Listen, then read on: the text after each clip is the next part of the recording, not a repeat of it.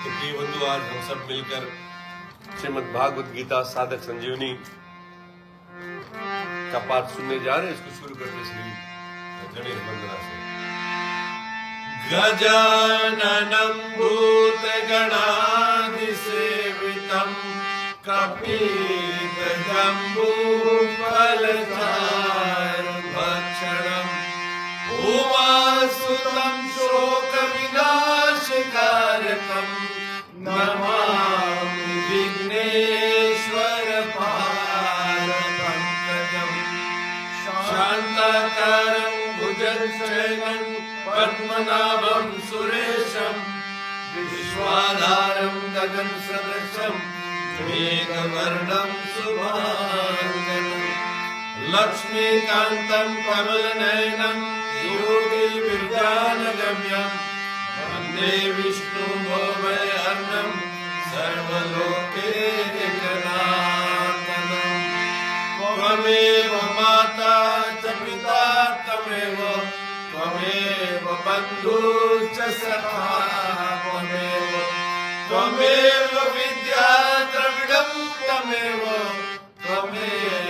सर्वं मम देव त्वमेव सर्वं मम देव त्वमेव सर्वं मम देव। वसुदेवसुतं देवं कंसचाणूरमर्दनं देवकी परमानन्दं श्रीकृष्णं वन्दे जगद्गुरुं श्रीकृष्णं वन्दे जगद्गुरुं श्रीकृष्णं वन्दे जगद्गुरुं। गुरुर्ब्रह्मा गुरुर्विष्णु गुरुर्देवो महेश्वरः गुरुर्साक्षात् परब्रह्म तस्मै श्री गुरुवे नमः।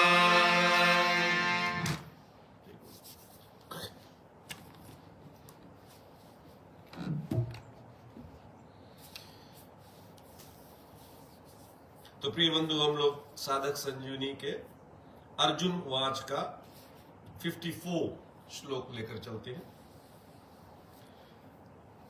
अर्जुन बोले कि हे केशव, परमात्मा में स्थित स्थिर बुद्धि वाले मनुष्य के क्या लक्षण होते हैं?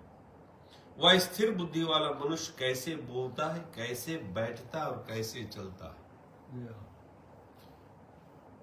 यहां पर हम एक बहुत सुंदर चीज देखते हैं कि जो जिज्ञासु होते हैं ना, जो जानना चाहते हो, वो जब प्रश्न करता है ना, तब उधर से भगवान उसको बहुत सुंदर सुंदर बातें बताते हैं। अगर प्रश्न करने वाला अर्जुन जैसा ना होता तो भगवान इतनी सुंदर सुंदर बातें नहीं बताता। अभी जैसे गाय का अगर दूध निकालना हो ना, तो बछड़ा होना चाहिए। बछड़ा अच्छा बछड़ा है, तो गाय वो बछड़े को चाटती है और बछड़ा जब गाय के दूध पीता है ना, तो गाय अपना दूध उतारती है। कभी कभी कोई बोलता है, अच्छा भैया महाराज जी कुछ बताओ। महाराज जी क्या बताया? वहीं पर अगर कोई क्वेश्चन अच्छा कर दे तो वहां से फिर क्वेश्चन पर आंसर करते हैं। तो वही यहां पर भगवान अर्जुन देखो नर है और भगवान नारायण है। अर्जुन के मन में कभी मोह नहीं होता। ये मोह हम लोगों के लिए हुआ। हम लोग जो अपने कुटुंबियों को, अपने शरीर को अपना मान बैठे हैं ना, उसको कैसे हम लोग परमात्मा को माने या सृष्टि को माने, या कैसे हम लोग ज्ञान द्वारा सब कुछ ठाकुर जी को माने, वो निकालने के लिए भगवान से अर्जुन कितनी सुंदर सुंदर प्रश्न करते हैं। भगवान में जो दो परमात्मा में स्थित स्थिर बुद्धि वाले, वो चलायमान बुद्धि वाला नहीं, जो स्थिर बुद्धि हो जाता है जिसका, यानी जो एक परमात्मा को ही पाना चाहता है और उसकी बुद्धि इतना स्थिर हो गई कि मेरे को ठाकुर जी को ही पाना इस जन्म में, स्थिर बुद्धि हो गई ना, उसको उसके लक्षण क्या है? नहीं? तो हम लोग उसको उल्टा भी ले सकते हैं। जिसको परमात्मा की प्राप्ति होगी वो ऐसे ऐसे ऐसे ऐसे करेंगे, और ऐसे ऐसे ऐसे जो करता उसको परमात्मा की प्राप्ति होगी। यहां अर्जुन ने स्थित प्रज्ञ के विषय में जो प्रश्न किया है, वह प्रश्नों के पहले अर्जुन के मन में कर्म और बुद्धि को लेकर शंका पैदा हुई थी, परंतु भगवान ने कहा कि जब तेरी बुद्धि मोह कलिल, हम लोग देखे थे लास्ट वीक में, मोह कलिल, मोह के दलदल, हम सब मोह के दलदल में फंसे हैं। और ये ऐसा दलदल है ना कि हम लोग जितना हिलेंगे उतना धंसेंगे। जितना हिलते हम लोग ना, ये दलदल ऐसा कि जितना हिलते उतना, इसीलिए मोह कलिल, यानी मोह हमारे को जब एक से हो जाता, शरीर से जब हमारे को मोह हो जाता है ना, तो इसके बदली हम हमारे माता, हमारे पिता, हमारे भाई, हमारे स्त्री, हमारे पुत्र, हमारे घर, कितने ये मोह आ जाती है हमारे। तो यही दलदल है ना, इससे निकलना बड़ा मुश्किल हो जाता है। तो ये मोह कलिल और श्रुति विप्र पति को तर जाएगा, तब तो योग को प्राप्त हो जाएगा। योग यानी हम लोग सम हो जाएंगे, बीच में आ जाएंगे। हमको बीच में आना है। जब हम बीच में आ जाएंगे तो हम परमात्मा को प्राप्त कर लेंगे ना। यह सुनकर अर्जुन के मन में शंका हुई कि जब ये योग को प्राप्त हो जाऊंगा, स्थित प्रज्ञ हो जाऊंगा, तब मेरे क्या लक्षण होंगे? कि चलो हम ये बीच में आ जाए तो हमारे लक्षण क्या होंगे? दूसरी बात, कैसे हम जाने कि हम बीच में आ गए? हमारे को तो जब हम साधन करते तो कहीं ना कहीं ये हमको पता होना चाहिए कि हम क्या कर रहे हैं, कहां पहुंच गए हैं ना, कहां पहुंचे। अभी हम शुरुआत किए, मिडिल में है कि हम एकदम पहुंचने वाले। वो तो हमारे को जानना है ना। तो वो बोले अगर मैं ऐसे करूंगा तो मेरे को कैसे पता चले कि मैं कहां पहुंचा हूं? अतः अर्जुन ने इस अपनी व्यक्तिगत शंका को पहले पूछ लिया, और कर्म तथा बुद्धि को लेकर अर्थात सिद्धांत को लेकर जो दूसरी शंका थी, उसको अर्जुन ने स्थित प्रज्ञ के लक्षणों का वर्णन होने के बाद पूछ लिया।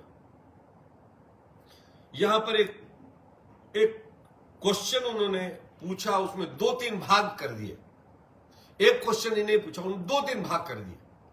क्योंकि अगर बोले स्थित प्रज्ञ के क्वेश्चन अगर अर्जुन सिद्धांत का प्रश्न यहां कर लेते तो स्थित प्रज्ञ के विषय में प्रश्न करने का अवसर बहुत दूर पड़ जाता। तो यह क्वेश्चन नहीं कि स्थित प्रज्ञ ने जिसकी बुद्धि स्थिर होगी वो बंदा कैसे करे, वो क्या करे, कैसे भगवान में जब हो जाते तो कैसे उसके लक्षण क्या होते ना। जो मनुष्य परमात्मा को प्राप्त हो चुका है उसके लिए यहां समाधिस्थ पद आया है। समाधिस्थ, सम में स्थित हो जाना, समाधिस्थ हो गए ना। हम लोग समाधि यही सोचते हैं कि जब तक हम जाकर आंख बंद कर ऐसे नहीं बैठ जाए, समाधि में नहीं होंगे तो समाधि तो नहीं।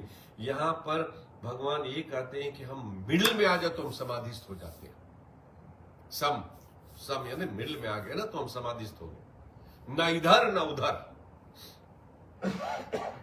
यह पद साधक और सिद्ध दोनों का वाचक है।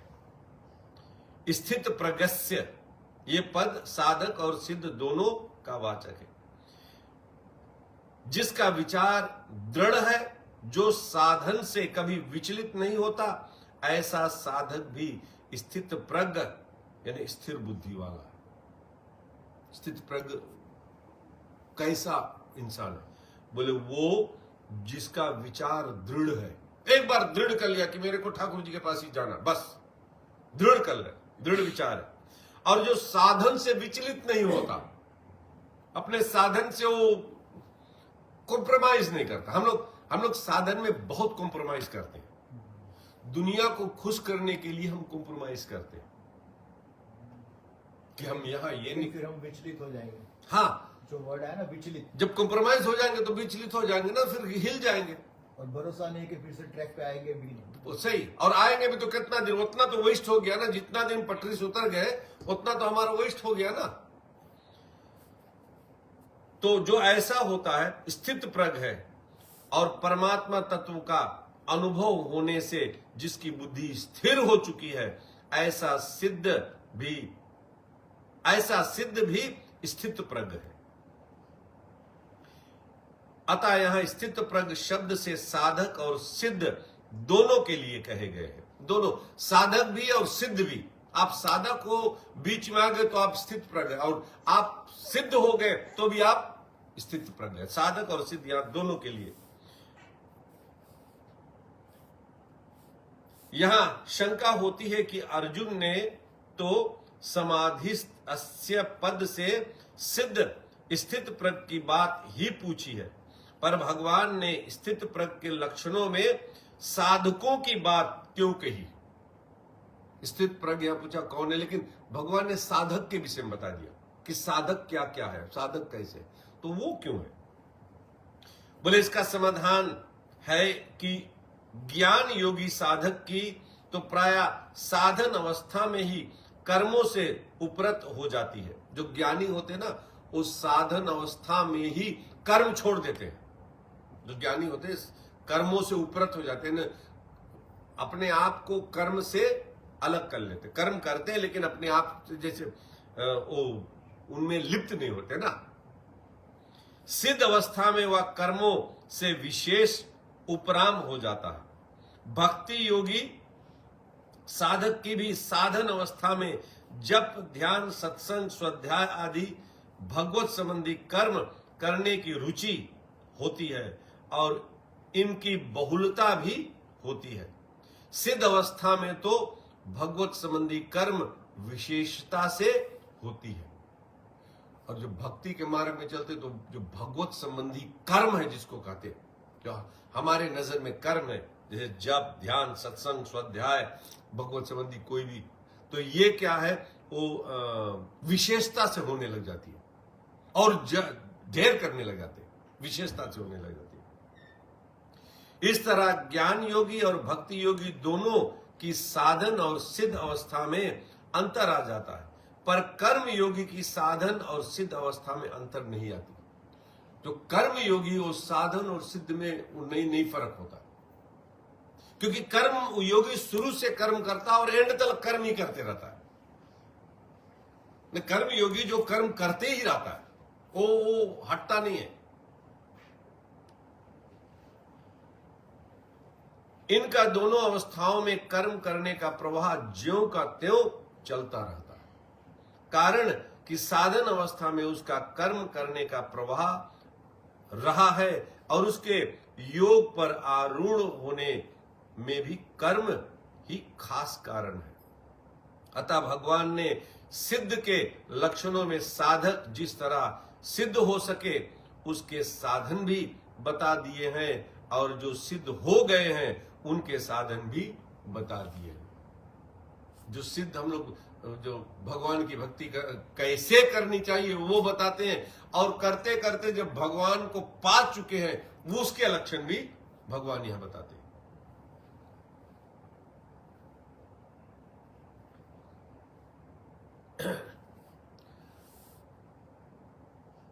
का भाषा यानी परमात्मा में स्थिर बुद्धि वाले मनुष्य को किस वाणी से कहा जाता है, अर्थात उसके क्या लक्षण है, वो कैसे बोलता है, बोला ना, वो कैसे बोलता है, किस वाणी से बोलता है।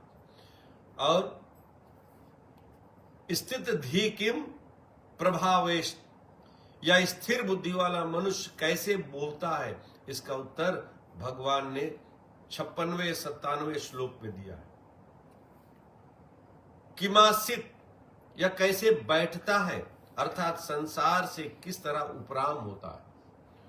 बैठता लेकिन संसार से ऊपर कैसे चला गया, संसार में रहते हुए संसार को छोड़ कैसे देते हैं। हम लोग लिटरली सोचते हैं कि संसार को छोड़ दो, नहीं, लेकिन लिटरली संसार को छोड़ना है, संसार से संबंध विच्छेद करना है। जो सामग्री मिला उसको उस तरह से यूज कर कर वहीं रख देना है। नहीं, हमारा कुछ नहीं है, ये हमारे को देखना है। और कहां से शुरू होता कि हमारा शरीर ही नहीं है। कि हमारा शरीर नहीं तो हमारे शरीर से जितने संबंध वो कुछ भी नहीं। तो हम ये मान बैठते हैं कि त्याग का मतलब यानी बैठने का मतलब कि कैसे बैठने का मतलब कि कैसे वो निश्चिंत बैठता है, कैसे वो बिना आसक्ति से बैठता है।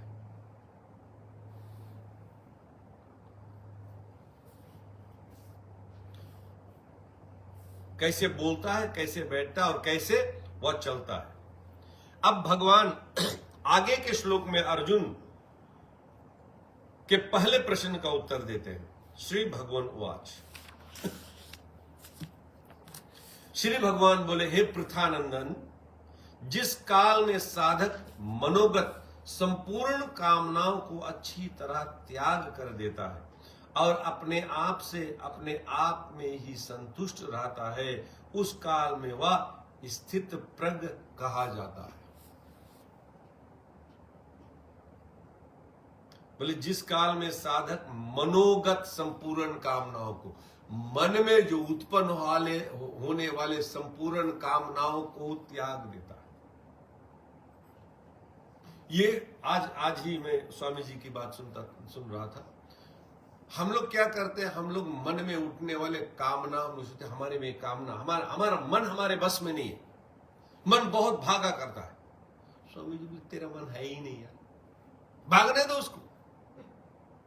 नहीं, शरीर तेरा नहीं, तेरा मन नहीं, तेरा बुद्धि नहीं, तेरा कोई चिंतन नहीं, कुछ भी नहीं, तो उसको बोले भागने दो।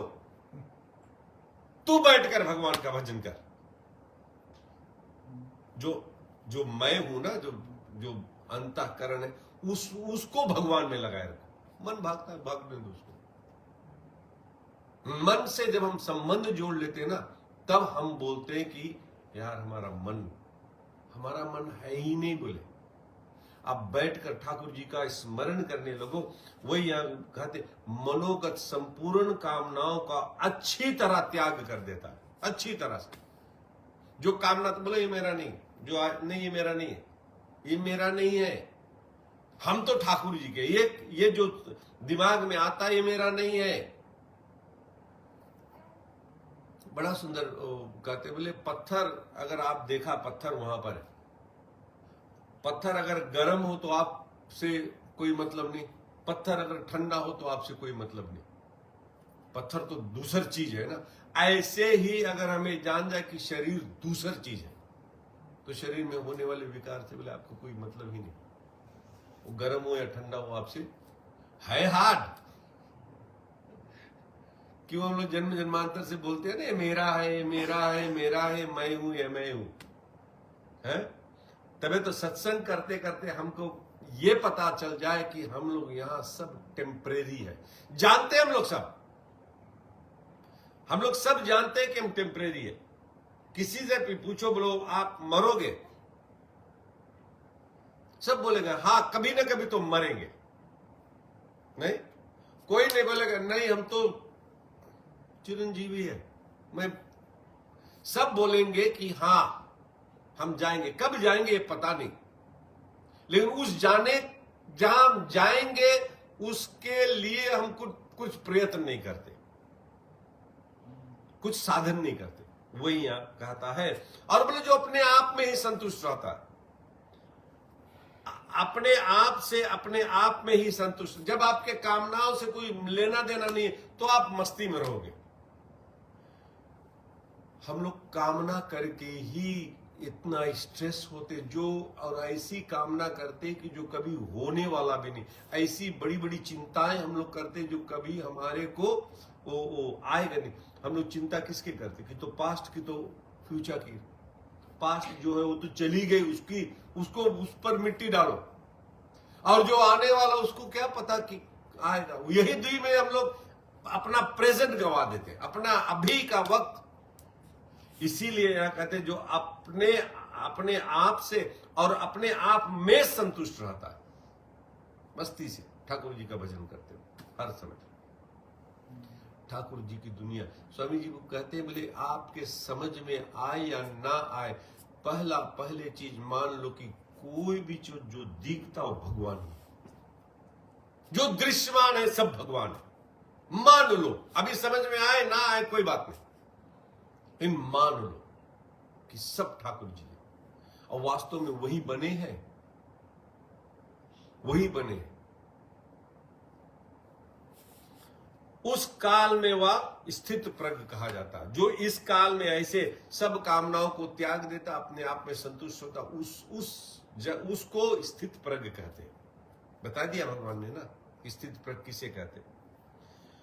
अब व्याख्या में स्वामी जी कहते हैं गीता की एक शैली है कि जो साधक जिस साधन से यानी कर्म योग, भक्ति योग आदि के द्वारा सिद्ध होता है, उसी साधन से उसकी पूर्णता का वर्णन किया जाता है। जैसे भक्ति योग में साधक भगवान के सिवाय और कुछ है ही नहीं।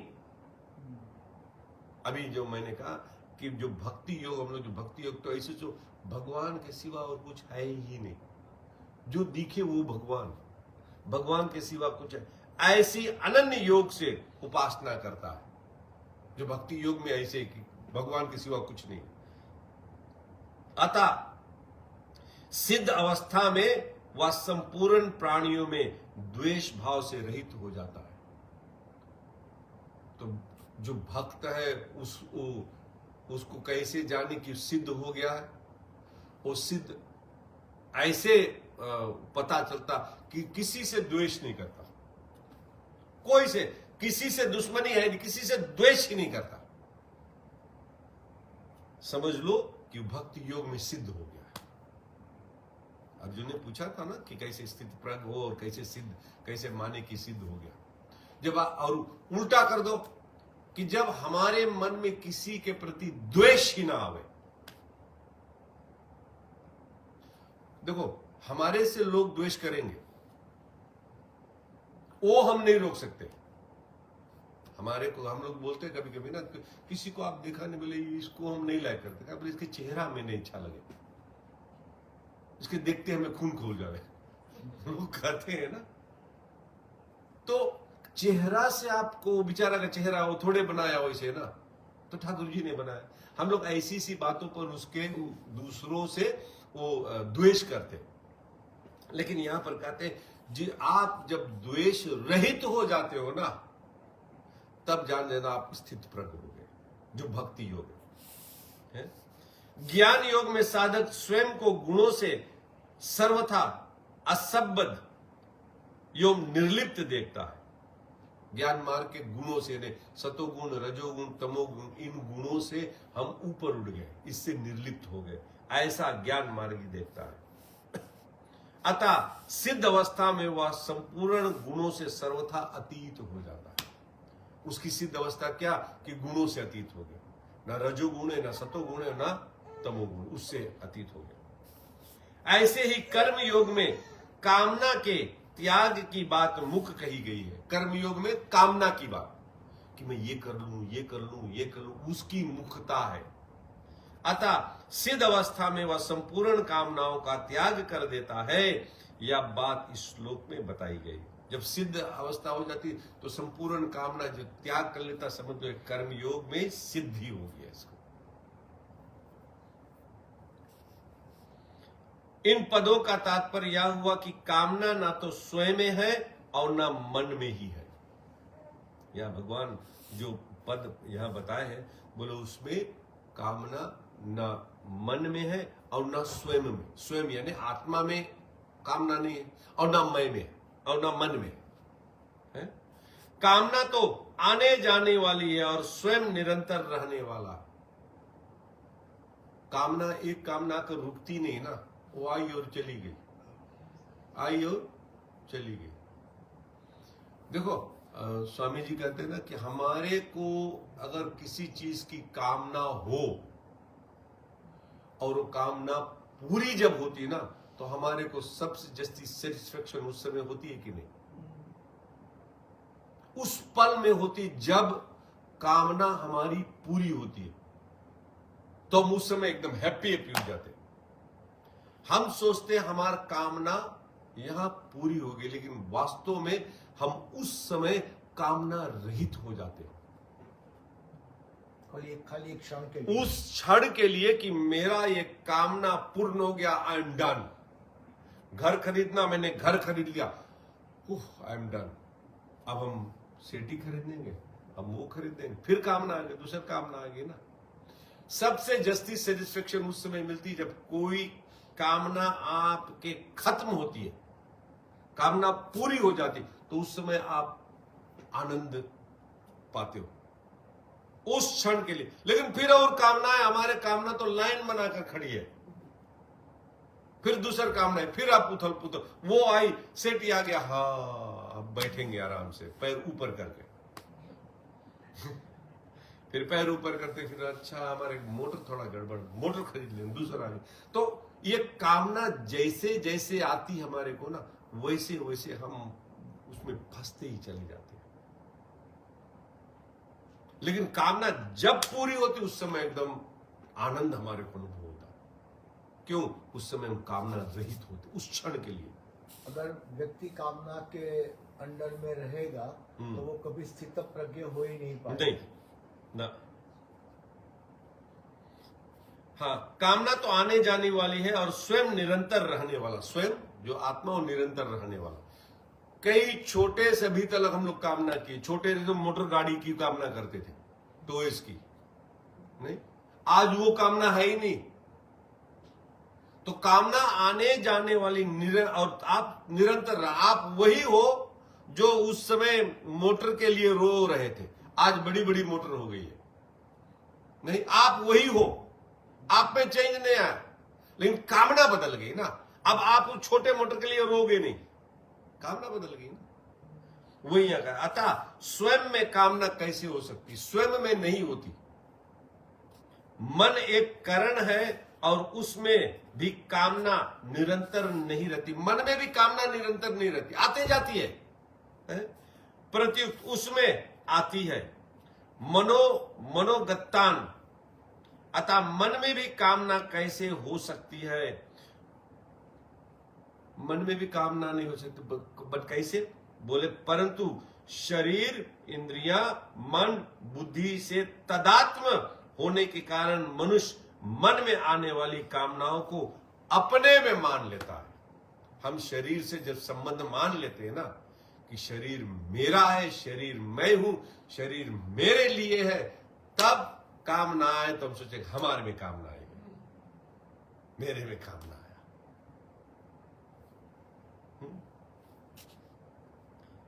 जहाती क्रिया के साथ उपसर्ग देने का तात्पर्य है कि साधक कामनाओं का सर्वथा त्याग कर देता है।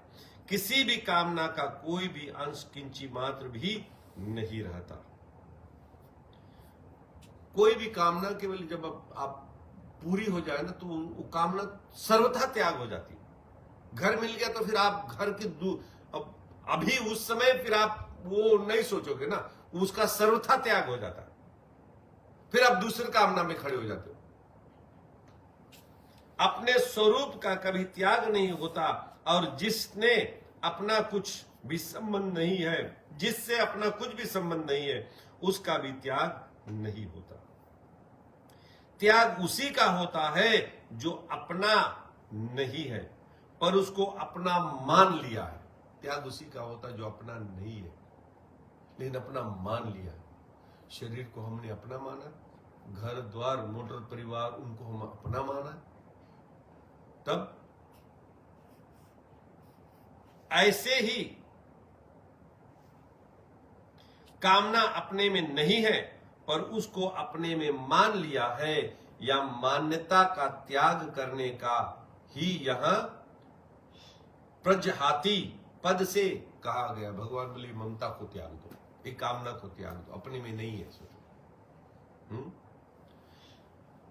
यहां कामान शब्द में बहुवचन होने से सर्वान पद उसी के अंतर्गत आ जाता है। फिर भी सर्वान पद देने का तात्पर्य है कि कोई भी कामना ना रहे और किसी भी कामना का कोई भी अंश बाकी ना रहे।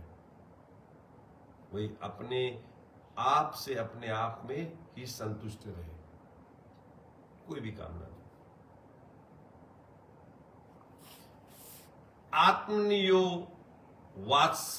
वात्समना तुष्टा, जिस काल में संपूर्ण कामनाओं का त्याग कर देता है और अपने आप से अपने आप में ही संतुष्ट रहता है, अर्थात अपने आप में सहज स्वाभाविक संतोष होता है।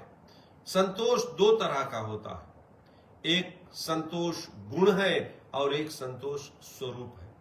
अंतःकरण में किसी प्रकार की कोई भी इच्छा ना हो, यह संतोष गुण है, और स्वयं में असंतोष का अत्यंत अभाव है, यह संतोष स्वरूप है। यह स्वरूप भूत संतोष स्वतः सर्वथा रहता है।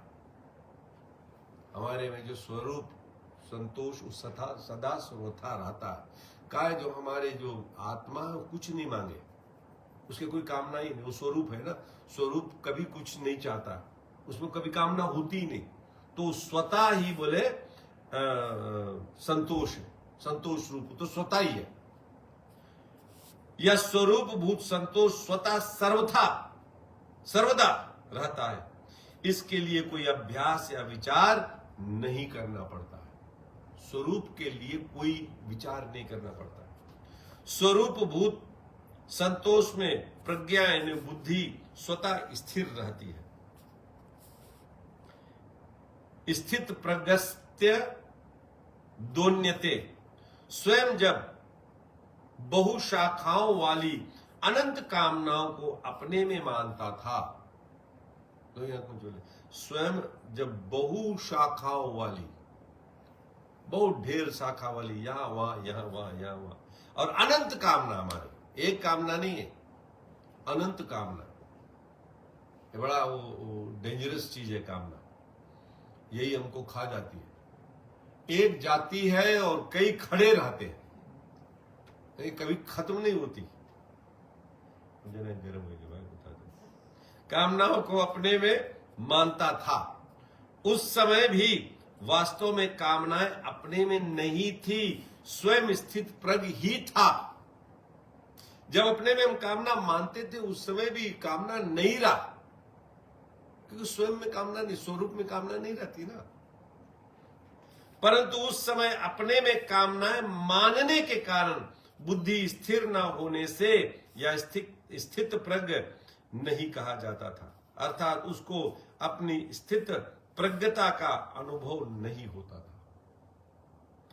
अब उसने अपने में से संपूर्ण कामनाओं का त्याग कर दिया, अर्थात उनकी मान्यता को हटा दिया, तब वह स्थित प्रज्ञ कहा जाता है, अर्थात उसको अपनी स्थित प्रज्ञता का अनुभव हो जाता है। धीरे धीरे तो हमको हमारे को ये मालूम रहता है कि हमारे में कामनाएं हैं या कामनाएं नहीं है, ये हमारे को मालूम है। ये नहीं डिजायर हम कौन सी मांगता, हम ये मांगता, ये सब चाहते नहीं। ये जो चाहना ही है वही कामना है ना। हम ढेर चीज चाहेंगे तो हमारे में कामना भरी पड़ी रहेगी। जब हम कुछ चाहेंगे नहीं, अब कुछ नात न चाहिए मोहे, दीन दयाल अनुग्रह तो है, अब कुछ नहीं चाहिए। तो जो कामना है ना, यही हमारे को खा जाती है, और यही से तो जबरदस्त स्ट्रेस होती है। कामना ही हमारे दिमाग में रहता, और जब नहीं होती ना, भगवान आगे बताएंगे, एक कामना इतनी है कभी आघाती है, खाते खाते आघाती नहीं है। जैसे वो आग में लकड़ी डालो डालो, वो आग कभी बुझेगी नहीं, जितना डालो वो जलते रहेगी जलते रहेगी जलते रहेगी। ऐसे कामना हमारे जितना उसमें डालो बढ़ते रहेगी बढ़ते रहेगी बढ़ती रहेगी।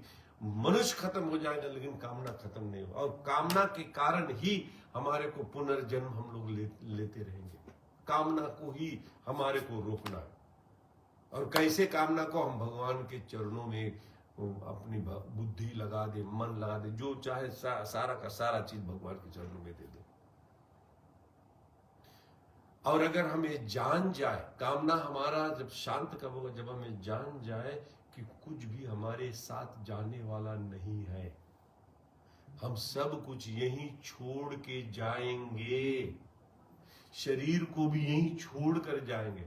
एक घर द्वार परिवार स्त्री पुत्र ये सब दूर है, जिसको हम 50 60 70 साल से ढो रहे हैं ना, इसको भी यहीं छोड़ कर जाएंगे। जब ये समझ में आ जाए ना, स्वामी जी हरदम बोलते तो देख ले दुनिया में कौन सा ऐसा चीज है जिसको तू अपना कहता है, कौन सा ऐसा चीज है जिसको तू अपना कहता है।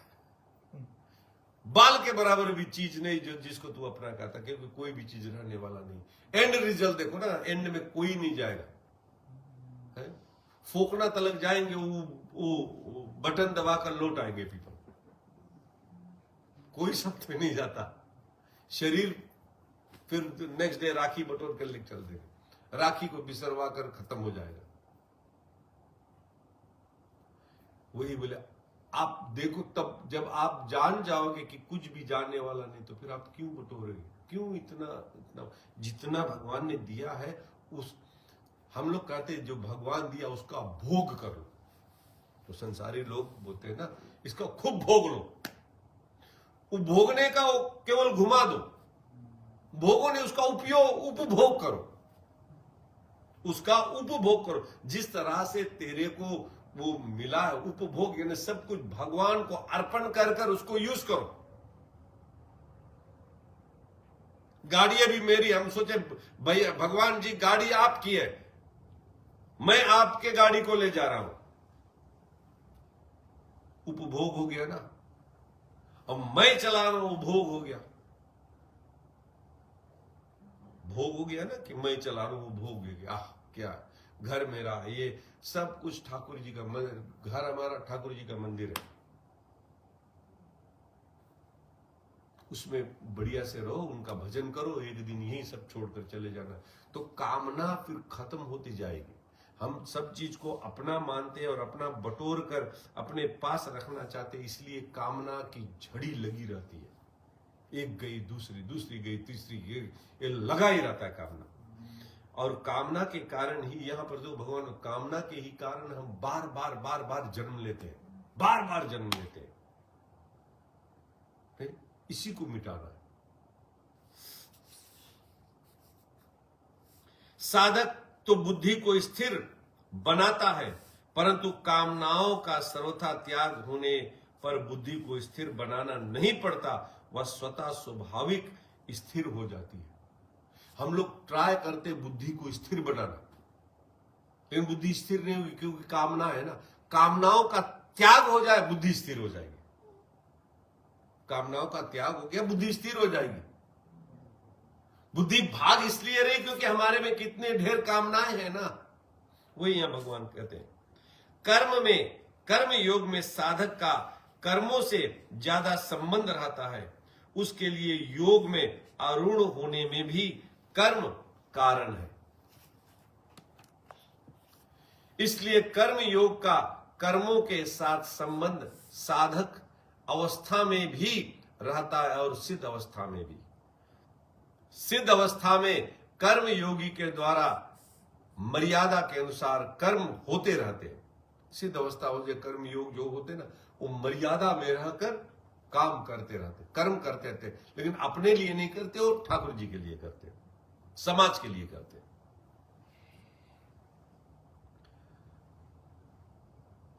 जो दूसरे के लिए आदर्श होता है।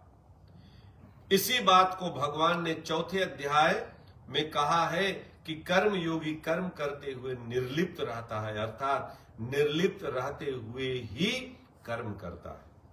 भगवान ने 53वें श्लोक में योग की प्राप्ति में बुद्धि की 2 बातें कही थी। संसार से हटने में तो बुद्धि निश्चल हो और परमात्मा में लगने में बुद्धि अचल हो, अर्थात निश्चल कहकर संसार का त्याग बताया और अचल कहकर परमात्मा में स्थिति बताई। निश्चल हो, यानी संसार का त्याग और अचल परमात्मा में अचल हो जाए कि मेरे को ठाकुर जी को ही पाना।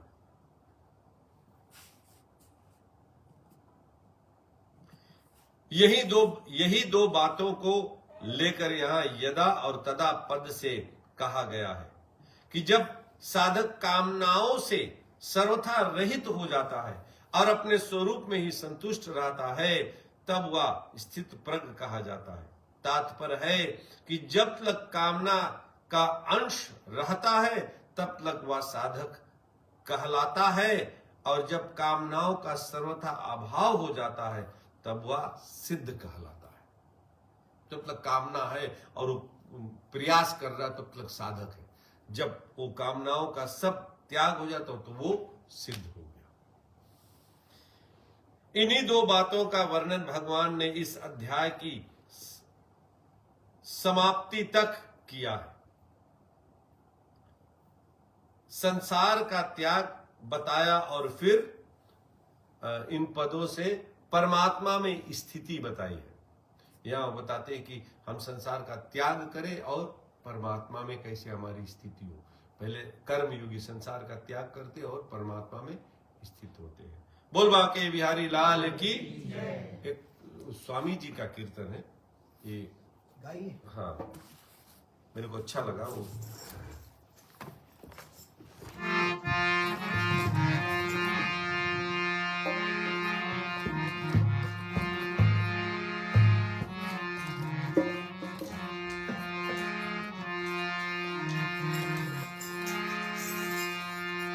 एक बार सरल हृदय से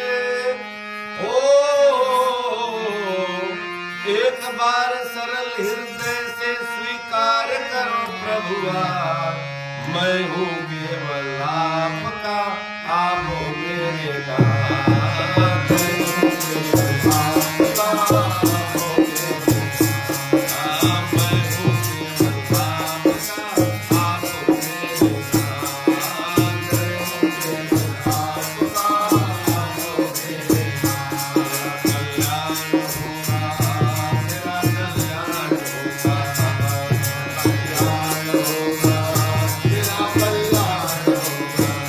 प्रभु से प्रेम होगा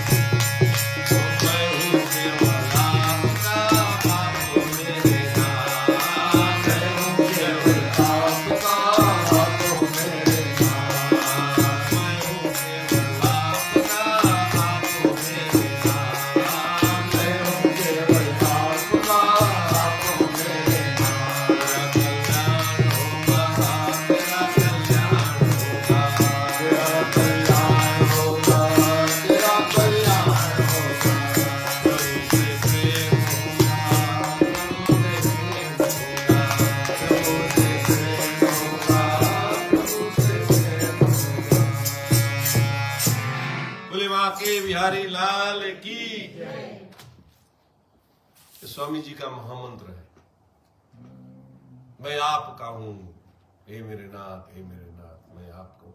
ये हरदम हमारे को बोलना चाहिए। बड़ा सुंदर उसका ये प्रवचन भी मैं सुन रहा था। ये बोलते कि अगर हरदम ऐसे बोलते, क्योंकि हम लोग अभी तक हरदम ये बोलते आए, मैं दुनिया का हूं, मैं आपका हूं, मैं आपको, दुनिया का हम लोग बोलते ना, मैं आपका हूं, मैं आपका हूं। अब उसको घुमाना पड़ेगा ना, वो रटना पड़ेगा कि प्रभु जी मैं आपका हूं, मैं आपका हूं। अभी तक हम लोग सोचते संसार का, मैं आपका हूं, भैया हम आपके बेटा, आपका बाप, आपके ये बोलते हैं, और ये जन्म जन्मांतर से बोलते हैं। तो ये अगर हो जाए कि मैं आपका हूं, आप मेरे हो, तो बात बन जाएगी। अब आगे के 2 श्लोकों में स्थित प्रज्ञ कैसे बोलता है, इस दूसरे प्रश्न का उत्तर देते हैं। दुखों की प्राप्ति होने पर उसके मन में उद्वेग नहीं होता। कैसे बोलता है? ये चिल्लाता नहीं है, नहीं, कैसे बोलना। जब दुखों की प्राप्ति होने पर जिसके मन में उद्वेग नहीं होता, और सुखों की प्राप्ति होने पर जिसके मन में स्पृहा नहीं होती, तथा जो राग, भय और क्रोध से सर्वथा रहित हो गया है, वह मननशील मनुष्य स्थिर बुद्धि कहा जाता है। जिसके मन में उद्वेग नहीं होता, दुख आए तो वो चिल्ला नहीं दे, और सुख आए तो पार्टी ऑन नहीं हो जाए, नहीं, ना इस एंड ना उस एंड, बीच में। और राग, भय, क्रोध, ये 3 चीज है।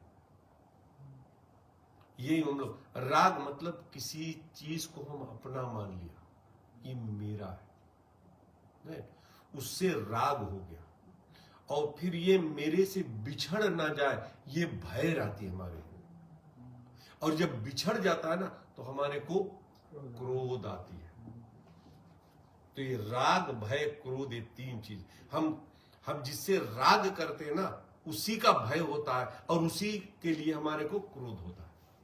नहीं, कई बार हमने सुना है कि जब भगवान कोई मृत्यु किसी की हो जाती, तो लोग कहते भगवान छीन लिस, भगवान के हमने पूजा करेगा।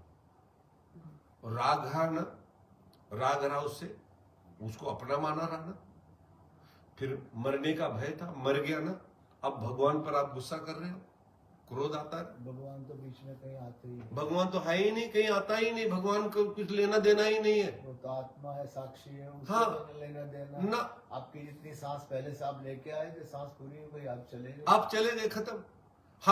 हम राग के कारण, वही यहां ये बोलता, राग, भय और क्रोध, ये 3 चीज होती है।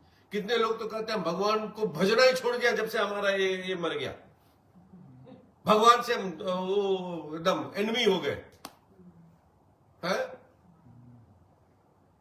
तो उसमें उसका ही नुकसान हुआ, उसका ही नुकसान हुआ ना। आप भगवान को भजना छोड़ दोगे तो भगवान का कुछ नहीं होगा, भगवान को कुछ नहीं होता, हमारी ही हानि होती है। तो हमारे को कब ऐसा होता है? जब हम किसी से राग करते, राग के मतलब अटैचमेंट, कि ये मेरा है, नहीं, शरीर को हम अपना मानते, इसमें अगर रोग आ जाए ना, तो भय होता कि अब हम मरने वाले, अब हम मरने वाले, अब हम मरने। तो भगवान को कोसते, लोग कहते वाई मी, क्यों? जब हम पाप करते हैं ना, तब हम ये नहीं सोचते, तब हम ये नहीं बोलते कि वाई मी। बस ये बात इंपॉर्टेंट है। जब हम पाप करते तो हम कभी नहीं बोलते कि वाई मी, जब भुगतान होने को होती तब हम बोलते वाई मी, क्योंकि वो उसी का ही ताप है। सही, जो हमने बोया वो हम ही को काटना पड़ेगा, पड़ोसी नहीं काटेगा। ये हमारे कर्म के ही सुख दुख आते हैं, दूसरे का नहीं होता। हम लोग शादी भी करते हैं, एक दूसरे का साथ साथ रहते हैं, लेकिन उसको जो दुख होता है वो हमारे को नहीं होता, हमारे को जो दुख सुख होता है उसको नहीं होता। एक ही छत में, एक ही भोजन, एक ही सब कुछ करते हैं, नहीं, सबका अकाउंट अलग, सब 4-5 भाई बहन, हम लोग एक ही माता पिता के संतान है, सबके जो स्वभाव सब अलग अलग, सबके दुख सुख वो सब अलग अलग मिलते, एक ही रोटी खाते, एक ही माँ के हाथ का रोटी खाते, फिर भी हम लोग सब सुख दुख, क्योंकि हम लोग सब अलग अपना अपना लेकर आते हैं। तो राग के कारण हमारे को भय होता है, और फिर भय के कारण हमारे को क्रोध होता है।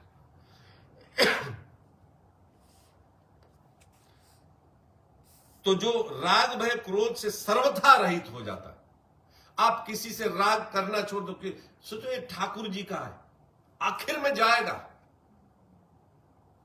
हम लोग अगर हर वक्त एंड सोचेंगे कि आखिर में जाएगा, तो हमारे कोई राग भय क्रोध नहीं होगा, और वो फिर मननशील, और फिर वो का क्या, या ठाकुर जी कहते हैं, या मननशील मनुष्य स्थिर बुद्धि कहता है। जो ये सोचता है, मनन करता, मनन के मतलब कि जो बुद्धि में हमारे को जो विवेक दिया, उस विवेक से हम सोचते हैं, वो स्थिर बुद्धि है। हम लोग कितनी बार अपनी बुद्धि को सोचते नहीं, हम लोग पशु की तरह, हाय मर गया, हाय ये हो गया, हाय हो गया, रोते गाते रहते हर समय। कितने लोग तो डिप्रेशन में चले जाते हैं रोते रोते कि हमारा ये बिछड़ गया।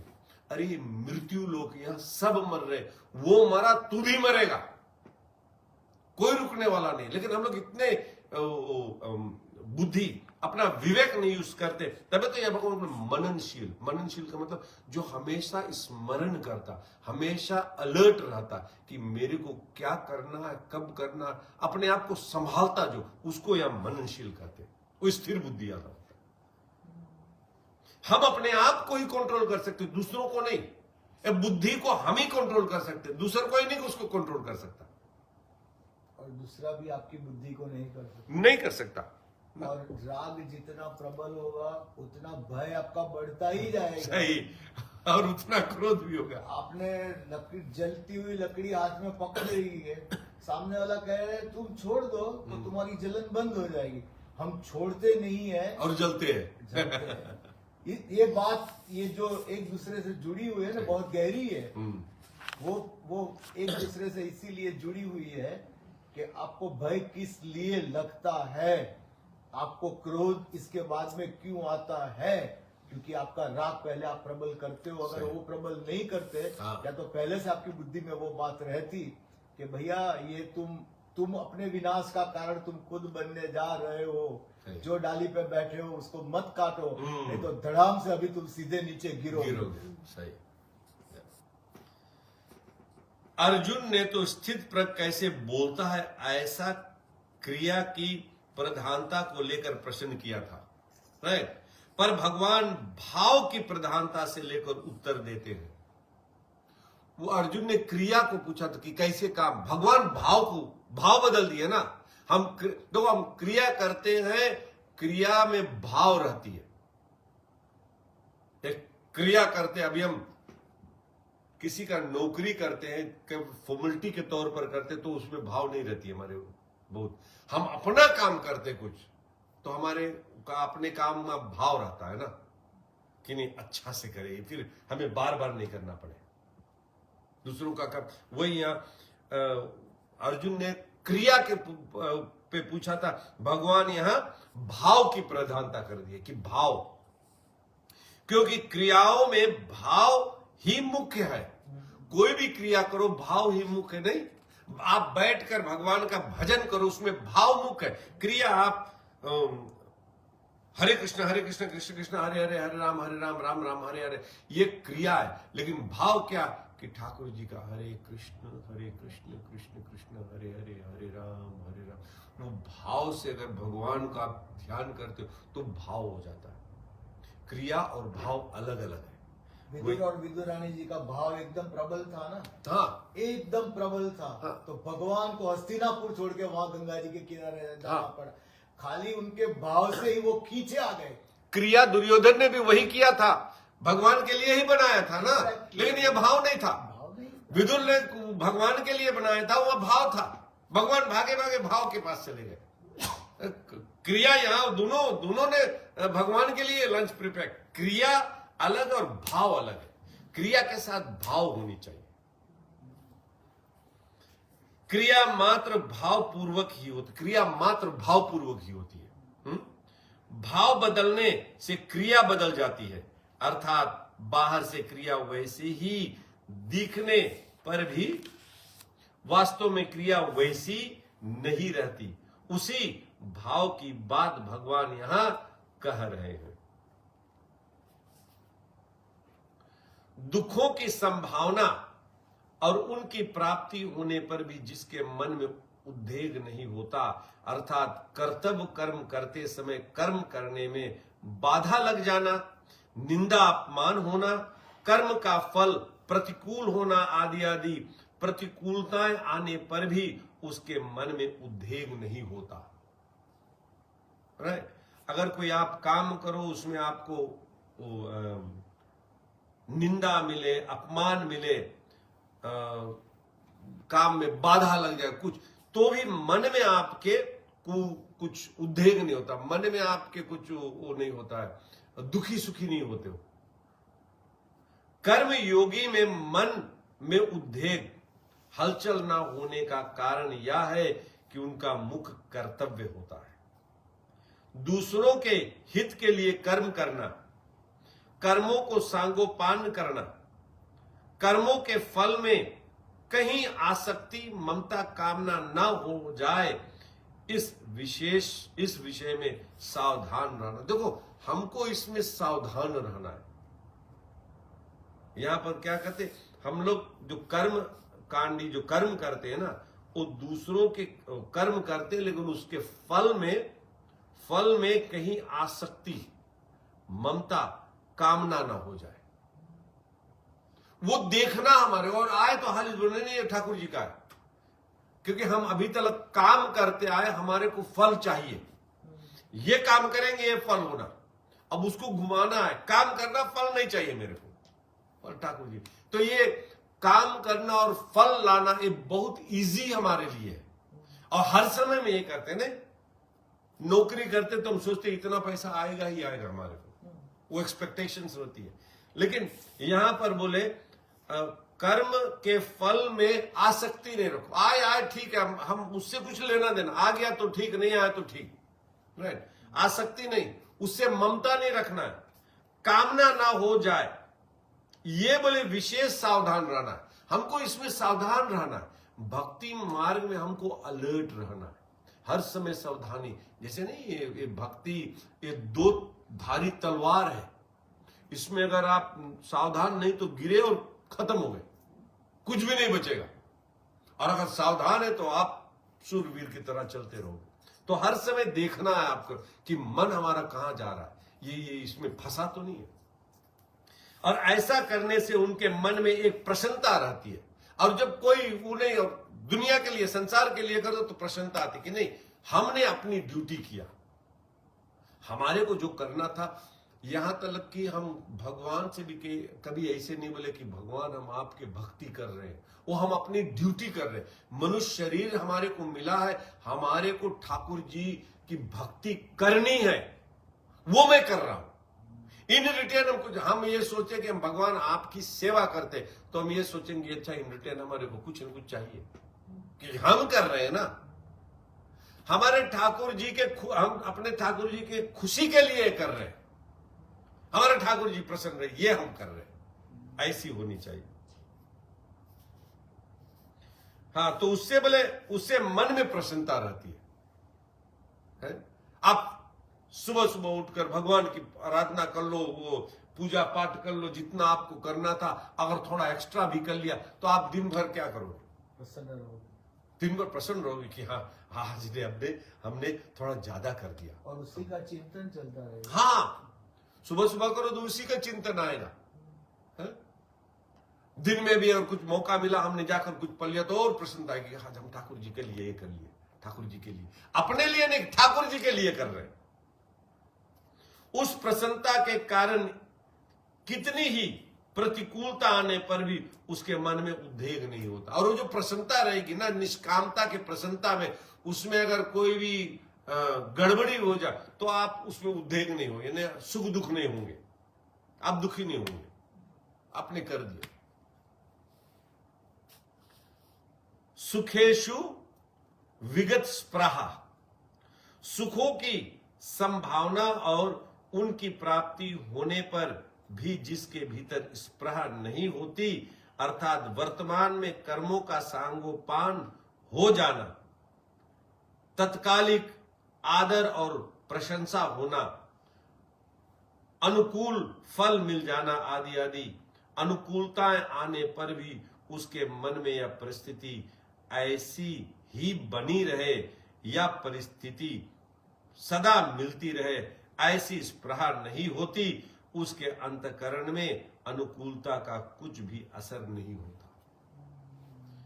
कोई चीज अच्छा हो जाए और हम लोग ऐसे सोचिए हरदम अच्छा ऐसे ही बना रहे, ये नहीं होनी चाहिए। नहीं कि ये जो हमारा भी समय चल रहा है ना, ये ऐसे ही बना रहे, मस्ती से ये नहीं होनी चाहिए। वही यहां बोले कि अनुकूलता आने पर भी उसके मन में या परिस्थिति ऐसी ही बनी रहे, ये परिस्थिति सदा मिलती रहे।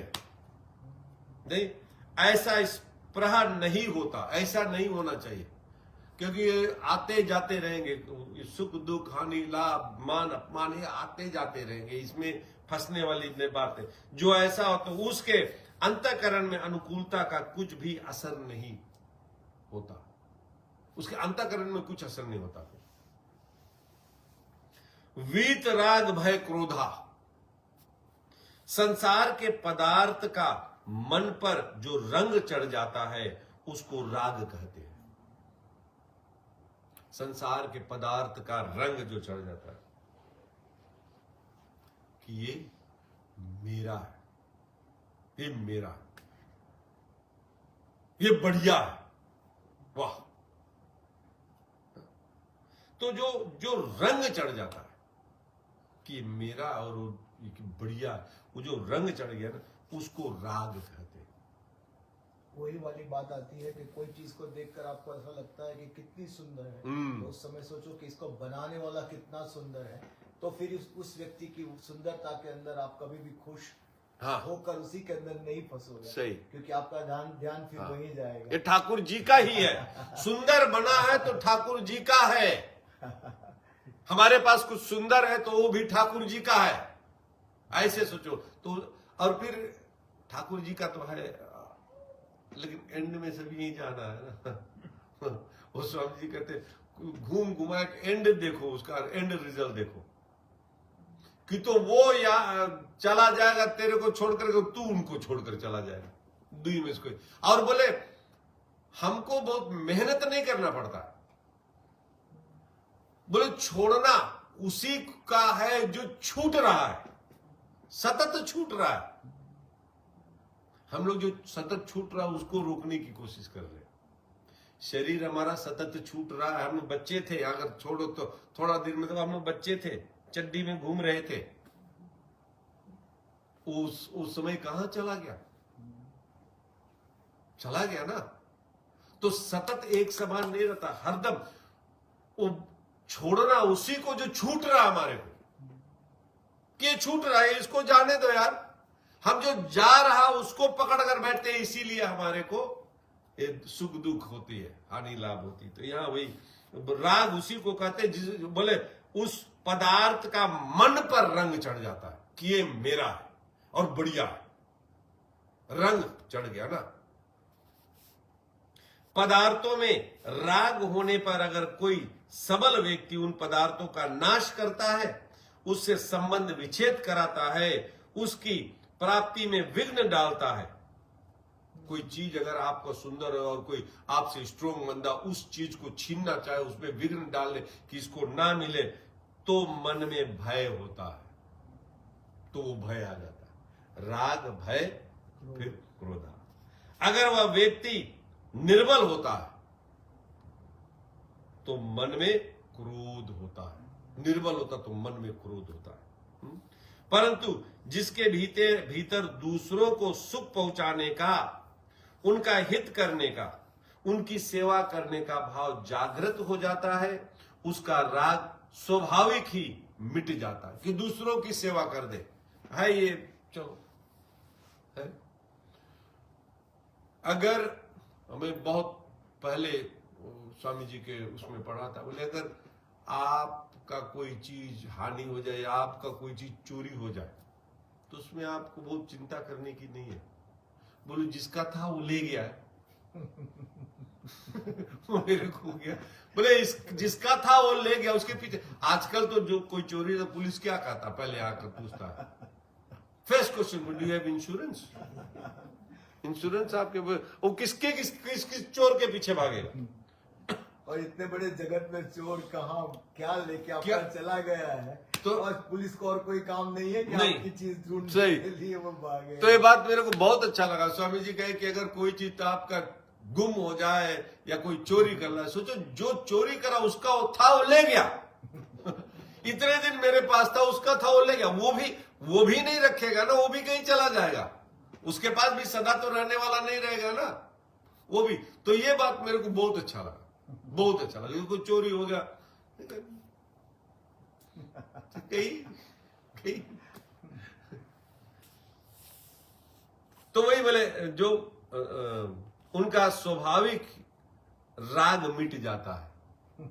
नहीं कि जाने वाला चीज गई तो जाने दो, वो अंदर से मिट गया है? राग के मिटने से भय और क्रोध भी नहीं रहते।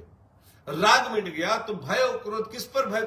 कोई अगर आपके बहुमूल्य चीज चोरी कर ले जाए नहीं तो आपको भय भी नहीं आएगा और क्रोध भी नहीं कि जी आप गए ऐसे बोलो उसका था वो ले गया, तो क्रोध भी नहीं आ गया। अपना चीज वो था वो ले गया। नहीं, छोटी चीज के पीछे इतना मत्था क्यों बच्चा करे? तो ये जो साधक है ना, जो हमारे गुरु लोग हैं, ये सब एक कर देख चुके हैं और ये हमारे को ऐसा बता रहे कि हम संसार में कैसे जिए। हमारे पास बहुमूल्य चीज होंगे और वो कोई चोरी भी कर ले गया, नाश भी हो जाए, कुछ हो जाए, उसमें हम जीवन भर रोए नहीं। हमको सबसे ज्यादा वो सोचना चाहिए कि ये सारी चीजों के लिए हम रो रहे हैं, लेकिन हमारा समय जा रहा है भगवत नाम के बगैर, उसका हमको सबसे ज्यादा दुख होना चाहिए। सबसे जस्ती रोना होना चाहिए कि हमारा समय बर्बाद हो रहा है, उस पर रोना चाहिए। बाकी सारी चीजें जो जा रही है वो तो एक दिन जाएगी, लेकिन अगर जो हमारा समय चला गया ना, और अगर वो जहाँ पहुंचना है हम नहीं पहुंच पाए ना, तो मनुष्य जन्म बाद में मिला नहीं मिला इसका कोई भरोसा नहीं। उसके लिए राग भय क्रोध करो। ठाकुर जी के लिए राग करो, भय करो कि अभी मर जाऊंगा तो क्या होगा, और क्रोध करो कि ये समय मेरा क्यों फोकट में चला गया। सबसे इंपॉर्टेंट उसके लिए राग भय क्रोध करो। जब तक आंशिक रूप से उद्वेग, स्पृहा, राग, भय और क्रोध रहते हैं, तब तक वह साधक होता है। जब आंशिक रूप में हमारे अंदर में उद्वेग रहेगा, स्पृहा रहेगी, राग रहेगा, भय रहेगा, क्रोध होगा, तब तक हम लोग साधक हैं, हम लोग वो करते हैं। इससे सर्वथा रहित होने पर वह सिद्ध हो जाता है। तो समझ लो, अगर हमारे में राग, भय, क्रोध, ये सब चीज जो भी हम साधक है, और ये सब मिटने लगे, हमारे को न क्रोध आए न राग आए, जा रहा है तो समझ लो हम सिद्ध होने वाले हैं। हम सिद्ध के तरफ चल रहे, ठाकुर जी के तरफ चल रहे। ये थर्मोमीटर है ना, और नापना, हमारे को थर्मोमीटर नापना है कि कितना बुखार है ना, तो हम कहाँ पर खड़े भक्ति में, ये भी हम नाप के देख सकते हैं। वही यहाँ पर भगवान बताते हैं कि ये हो जाए तो समझो आप सिद्ध हो गए। वासना, कामना आदि सभी एक राग के ही स्वरूप है। वासना, कामना ये राग के ही स्वरूप है। केवल वासना का तारतम्य होने से उसके अलग अलग नाम होते हैं। जैसे अंतःकरण में जो छुपा हुआ राग होता है उसका नाम वासना है। अंतःकरण में जो राग होता है, अंतःकरण में जो अटैचमेंट होता है ना, उसको वासना कहते हैं। उस वासना का ही दूसरा नाम आसक्ति है। वासना का दूसरा नाम आसक्ति, वासना आसक्ति एक ही, लेकिन उसका दूसरा नाम है। और प्रियता है, आसक्ति और प्रियता है। मेरे को वस्तु मिल जाए ऐसी जो इच्छा होती है उसका नाम कामना है। ये वस्तु मेरे को मिल जाए उसका नाम कामना है। कामना पूरी होने की जो संभावना है उसका नाम आशा है। आशा करते, हाँ शायद हम भी मेहनत करते ये कामना पूरी हो जाए। कामना पूरी होने पर भी पदार्थों के बढ़ने की तथा पदार्थों के और मिलने की जो इच्छा होती है उसका नाम लोभ है। और मिले और मिले और मिले, इतना मिल गया ना, और मिले। लोभ की मात्रा अधिक बढ़ जाने का नाम तृष्णा है। लोभ अधिक हो जाए तो तृष्णा हो जाती है। एक ही फैमिली के सब एक ही फैमिली के मेंबर है। एक कामना, वासना, आसक्ति, आशा, लोभ, तृष्णा, ये सब एक ही फैमिली के। तात्पर्य है कि उत्पत्ति विनाशशील पदार्थों में जो खिंचाव है, श्रेष्ठ और महत्व बुद्धि है, उसी को वासना, कामना आदि नामों से कहते हैं। यह ये देखना है स्वामी जी यह कैसे बोले। तात्पर्य यह है कि उत्पत्ति और विनाशशील पदार्थों में जो खिंचाव है, परमात्मा में अगर खिंचाव आ जाए उसे वासना नहीं कहेंगे, उसे लोभ नहीं कहेंगे, उसे आसक्ति नहीं कहेंगे। ये उत्पत्ति और विनाशशील पदार्थों में जो खिंचाव, उसी को वासना, कामना, आशा, तृष्णा, ये इन मटीरियलिस्टिक थिंग्स को जब हम पाना चाहते वही है उसमें ठाकुर जी का नहीं। स्थित धूमिर्नुच्युते, ऐसे मननशील कर्म योगी की बुद्धि स्थिर और अटल हो जाती है। मुनि शब्द वाणी पर लागू होता है, इसलिए भगवान ने किम प्रभाषित के उत्तर में मुनि शब्द कहा है। परंतु वास्तव में मुनि शब्द केवल वाणी पर ही अवलंबित नहीं है। इसलिए भगवान ने 17वें अध्याय में मौन शब्द का प्रयोग मानसिक तप में किया है, वाणी के तप में नहीं। कर्म योग का प्रकरण होने से यहां मननशील कर्म योगी को मुनि कहा गया है। कर्म योग में जो स्थित हो जाता है मननशील, मुनि यानी जो मन को काबू में कर ले, जो जिसके मन मौन हो जाए, जिसमें आशा नहीं उठे ना, जिसका मन मौन हो जाए, उसको मुनि कहते हैं। मननशीलता का तात्पर्य है कि सावधानी का मनन, जिससे कि मन में कोई कामना आसक्ति ना आ जाए। सावधानी रहे कि हमारे मन में कोई कामना, कोई आसक्ति ना आ जाए।